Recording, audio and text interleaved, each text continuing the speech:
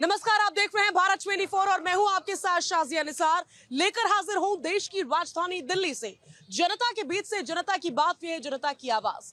ये वो खास कार्यक्रम है जिसमें देश की जनता हर मुद्दे पर बेबाकी के साथ बोलती है और अपनी आवाज को बुलंद करती है। आज का मुद्दा भी बहुत ही ज्यादा महत्वपूर्ण है क्योंकि मुद्दा सीधा देश की जनता से जुड़ा हुआ है। मुद्दा है वक्फ बोर्ड का।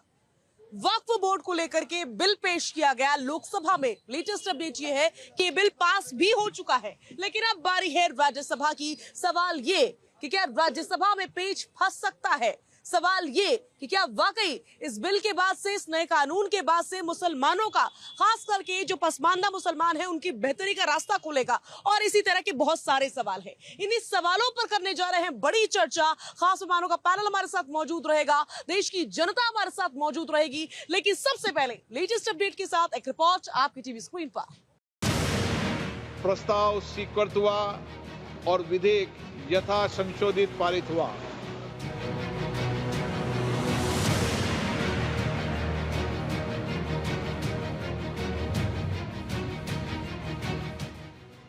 लोकसभा से पास होने के बाद राज्यसभा में वक्फ पर चर्चा जारी। प्रस्ताव स्वीकृत हुआ और विधेयक यथा संशोधित पारित हुआ। नंबर गेम एनडीए के पक्ष में है, इसलिए लगता है कि वक्फ बिल बिना किसी रुकावट के पास हो जाएगा। लेकिन वक्फ को लेकर सियासत लगातार जारी है।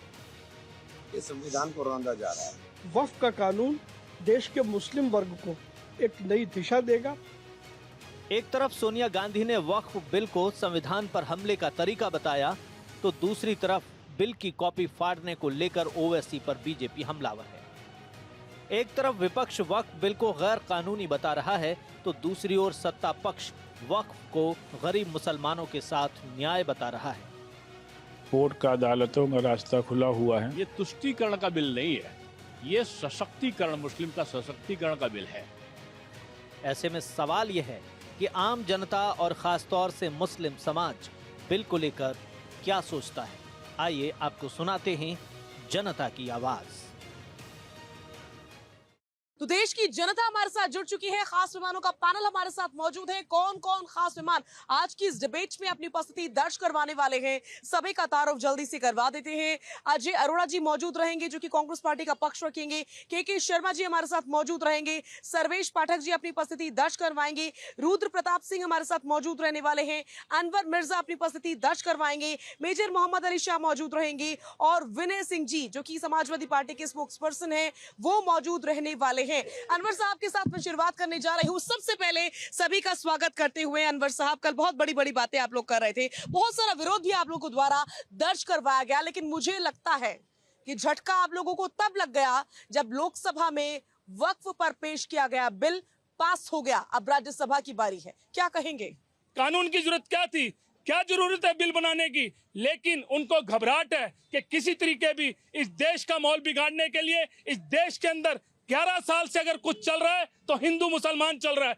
जब देखो हिंदू मुसलमान के ऊपर ये बात करते हैं। अरे वक्फ की बात थी कोई, आप 11 साल से सरकार के अंदर बैठे थे, क्यों नहीं वह आपने वक्फ के ऊपर बातचीत करी? क्यों नहीं वक्फ के ऊपर आप आगे आए? आज सिर्फ और सिर्फ मुद्दों से भागने के लिए, मुद्दों की राजनीति करने से भाग रहे हैं, क्योंकि लोग इनसे पूछ रहे हैं रोजगार के बारे में, लोग इनसे पूछ रहे हैं बेरोजगारी के बारे में, लोग इनसे पूछ रहे हैं किसानों के बारे में। तो ये सिर्फ मुद्दों की बात नहीं करेंगे, बिल पे बिल लाकर लोगों को परेशान करने के लिए, देश के माहौल को बिगाड़ने के लिए यह काम किया जा रहा है। आपको ये नजर नहीं आ रहा कि वो पसमानदा मुसलमानों को जोड़ना चाहते हैं, बोरा समाज से जो मुसलमान आते हैं उनको जोड़ना चाहते हैं? अभी तक तो सिर्फ उन्हीं मुसलमानों का दबदबा था जिनके पास या तो नोट ज्यादा थे या फिर ऊंची जातें थी वक्फ बोर्ड पर, लेकिन अब तो गरीब मुसलमान भी उसमें शामिल होगा। तारीफ क्यों नहीं कर देते? और ये पेपरों में लिखा हुआ है, ऑन रिकॉर्ड है कि उन्होंने खुला चैलेंज देके कहा है कि ये संसद का बिल है, ये सरकार का बिल है, ये कमजोर बिल नहीं है, इसको मानना होगा। हम इसकी बात पूछना चाहते हैं और डंके की चोट पर हम पूछना चाहेंगे कि उनके पीछे मंशा किस चीज की है। ठीक है, सर्वेश पाठक जी का मैं रुख कर रही हूँ। सर्वेश पाठक जी जरा आगे आइए। और सवाल मेरा ये कि कहा गया है कि इस बिल के जरिए जो बातें सामने आ रही हैं, कानून के जरिए जो नए बनेंगे कानून, अगर बिल पास हो जाता है दोनों ही तरफ से, कि गैर मुस्लिमों को भी इसमें एंट्री मिलेगी, तो उसका औचित्य क्या है, ये समझना मैं चाह रही हूँ। देखिए, आपके सभी दर्शकों को नमस्कार, वंदे मातरम, भारत माता की जय। और सबसे पहले आपको नमस्कार। देखिए, सबसे बड़ी बात है कि गैर मुसलमानों को जो शामिल किया जा रहा है, तो सरकार ने कैटेगोरिकली जो है वो संसद के पटल पे बोला है कि उनका जो होगा कोई भी हस्तक्षेप मुस्लिम धर्म और रिलीजन के मामले में नहीं होगा। ये एक ट्रस्ट होगा और इस ट्रस्ट को सुचारू रूप से चलाने के लिए उनका लिया जा रहा है। आप बता दीजिए, यूपी में जब समाजवादी पार्टी की सरकार थी, 2012 में कुंभ मेला हुआ था, तो किस हैसियत से कुंभ मेले का प्रभारी उनको बनाया गया था? क्या नाम है? आजम खान को बनाया गया था। आप हमें बता दीजिए।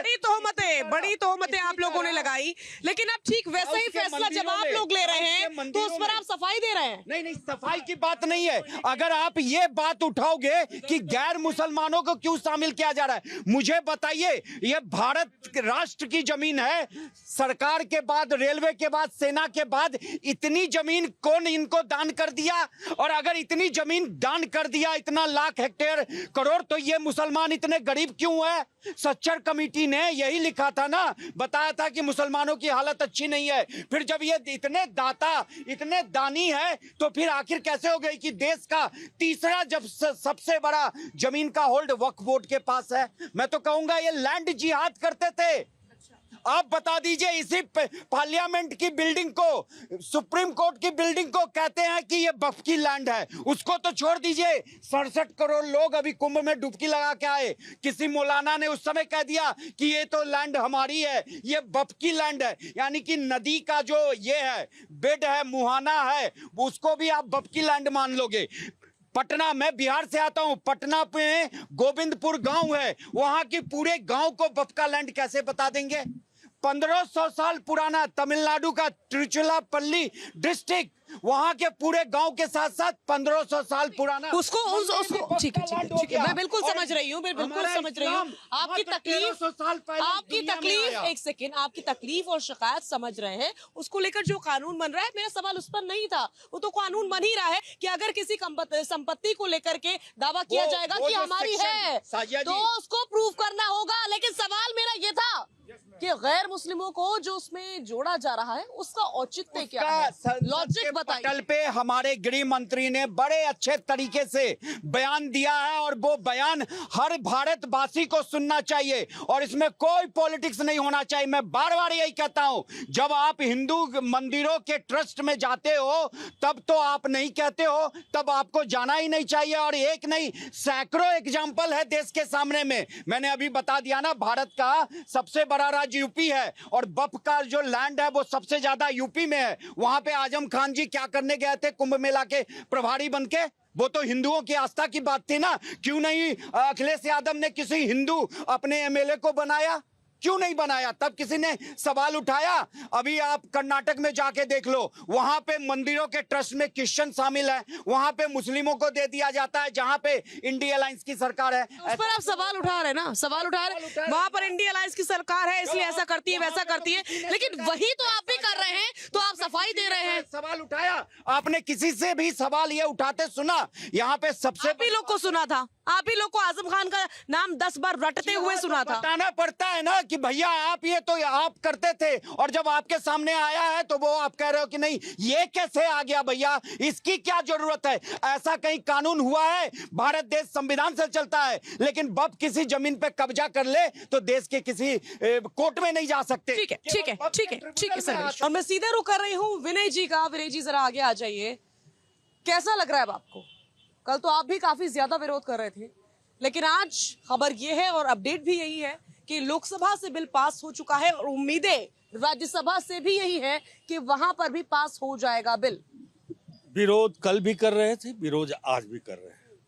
विरोध हमारा लोकतंत्र में हमारा अधिकार है, हम विरोध कर सकते हैं, इसमें कोई बुराई नहीं। लेकिन चलिए, बिल पास हो रहा है, जैसे भी जिन परिस्थितियों में पास हो रहा है। लेकिन मैं आज एक चीज कहना चाहूंगा, बिल को पास कराने में कुछ लोग जो शामिल थे, मैं उनके बारे में भी बात करना चाहूंगा।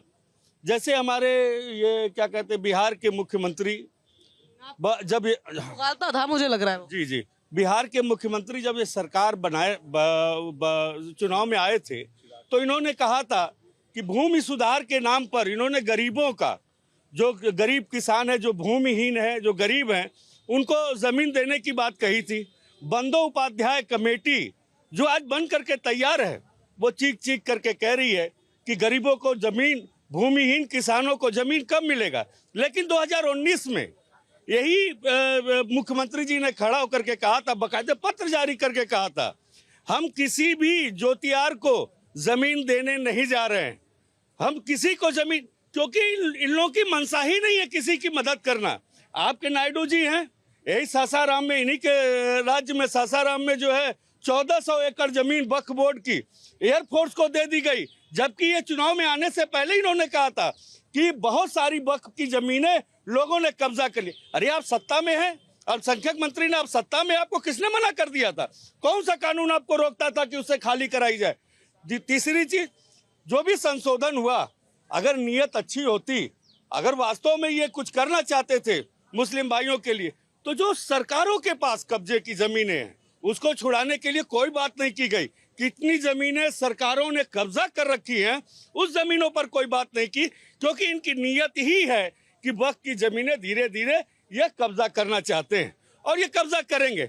लेकिन इनको आने वाला उत्तर प्रदेश का 2027 का, आज गृह मंत्री जी ने कहा ना, चैलेंज दिया ना, उत्तर प्रदेश भी चैलेंज दे रहा है।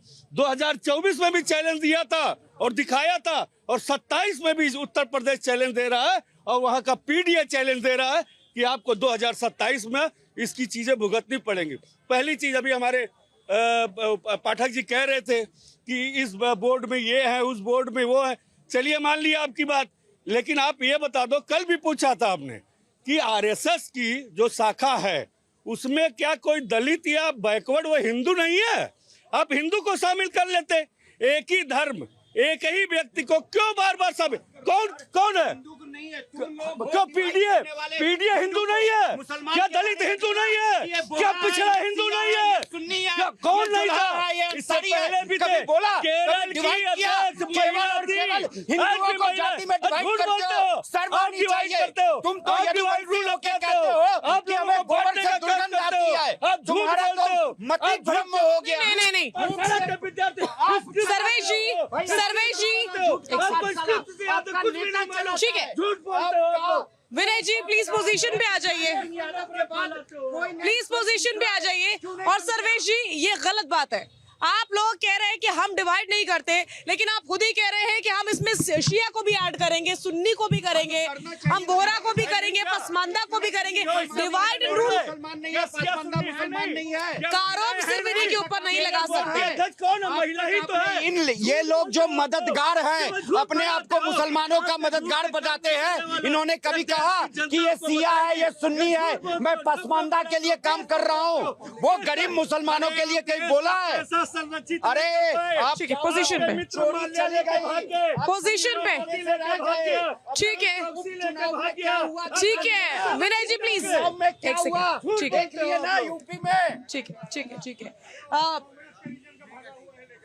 प्लीज आप आगे आइए। मेजर मोहम्मद अली शाह हमारे साथ मौजूद है। बहुत सारे आरोप लग रहे हैं, बहुत सारी बातें कही जा रही है। सरकार के द्वारा ये कहा जा रहा है कि हमने तो बिल भाई इसलिए पेश किया है ताकि जो गरीब मुसलमान है उसका फायदा हो सके, ट्रांसपेरेंसी आए, लेकिन दूसरी तरफ से अलग ही आरोप लगाए जा रहे हैं।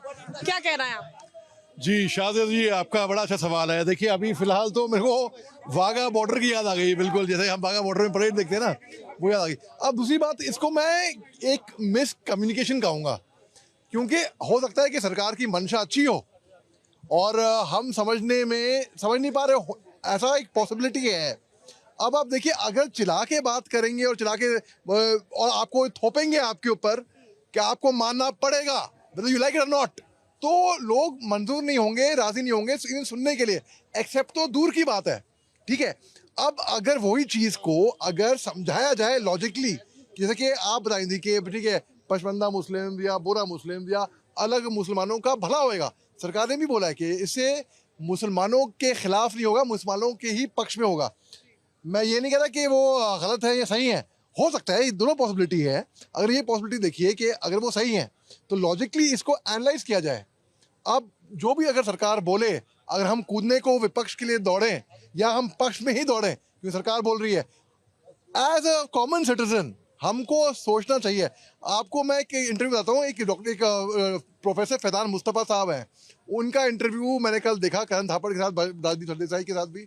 उन्होंने जैसे आपने सवाल किया कि दूसरे मजहब के लोग अगर आ रहे हैं तो उन्होंने क्या कहा था कि इस इंटरव्यू में कि दे वेलकम, उसमें कोई उनमें आपत्ति नहीं है। आपत्ति कहाँ पर आती है? आपत्ति आती है जहाँ पर एक फर्ज करिए कोई एक ऑटोनमस बॉडी है, उसकी अपनी ऑटोनमी है, अब उसके ऊपर अगर सरकार कंट्रोल करेगी तो जो रेजिस्टेंस इनिशियली टीथिंग प्रॉब्लम्स, तो लोग सरकार के खिलाफ विरोध करेंगे कि भाई अब तक तो ऑटोनमस बॉडी थी।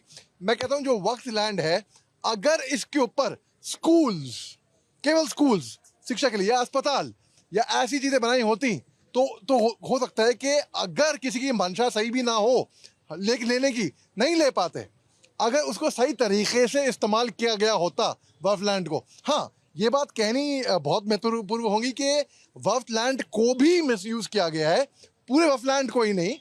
अगर उसको लॉजिकली, फैक्चुअली, मैच्योरली एनालाइज किया जाए एक आम नागरिक की तरह, तो इसमें इसका हल डेफिनेटली निकल सकता है। लेकिन अगर हम चिल्ला के बात करेंगे, लड़ के बात करेंगे, तो एक दूसरे की बात, कोई सोल्यूशन नहीं निकलेगा। ठीक है, मैं लौटूंगी आपके पास। अजय अरोड़ा जी, मुझे मालूम है कि आप लोग विरोध ही कर रहे हैं और विरोध ही करेंगे, लेकिन फिर भी लोकसभा में बिल पास हो चुका है, आप क्या कहें?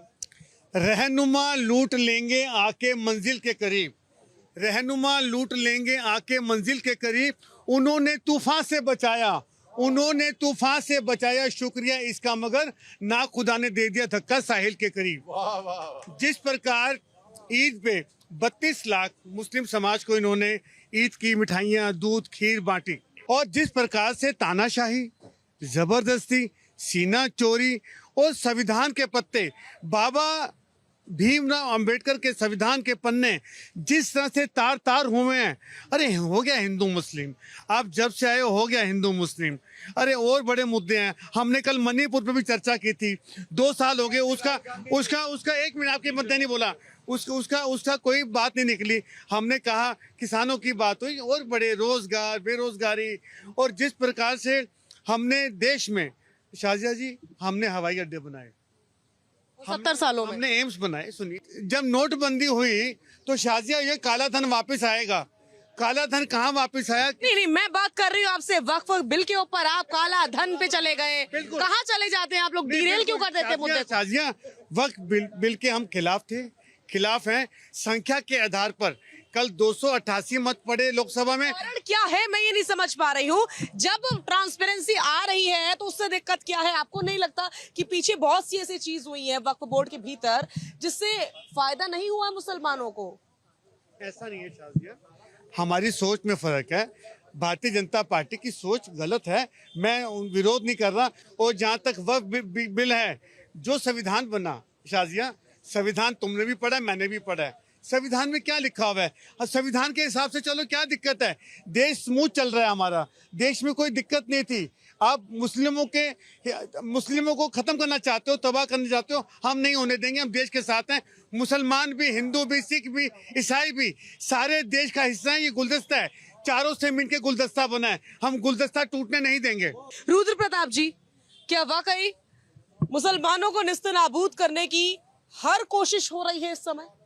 देखिए, एक चीज समझने वाली बात है कि 11 साल हो गए बीजेपी की सरकार को। पूरे देश में एक जगह ऐसा बताइए कि कोई कब्रिस्तान, कोई मस्जिद को बीजेपी या हिंदुओं ने कब्जा कर लिया है? कोई उदाहरण बताइए अगर ऐसा हो तो जब सरकार रहते उन्होंने ऐसा कुछ नहीं किया है, तो ऐसी कैसी मंशा जाहिर हो रही है कि वो सारी जमीनों को छीन लेंगे? दूसरे क्या है, जो ये बातें हो रही कि देश संविधान से चलता है, तो इस जो बिल आया है वो क्या संसद संविधान से नहीं चल लेती है क्या?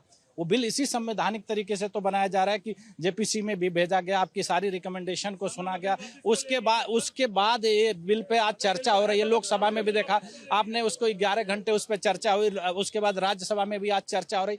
जहां आपको कमी नजर आ रही है आप उसको बताइए कि यहाँ कमी है। आप भ्रम फैला रहे हैं कि इससे मुसलमानों की जमीनें छीनी जाएंगी, वक्त की जमीन लेने की सरकार की मंशा है। अरे कोई एग्जाम्पल के तौर पर दिखाइए तो जहाँ सरकार ने जमीन छीन ली है आपसे। तो ये केवल भ्रम फैलाना और विरोध के लिए केवल आप विपक्ष में नहीं बैठे हैं। विपक्ष का मतलब ये होता है कि आप सत्ता की कमियों को दिखाइए और उसको जनता के बीच लाइए, ये नहीं कि सत्ता पक्ष कुछ भी करता है तो उसके विरोध में आप लाइए। बिल्कुल सही बात है, बिल्कुल सही बात है, और ये पॉइंट है।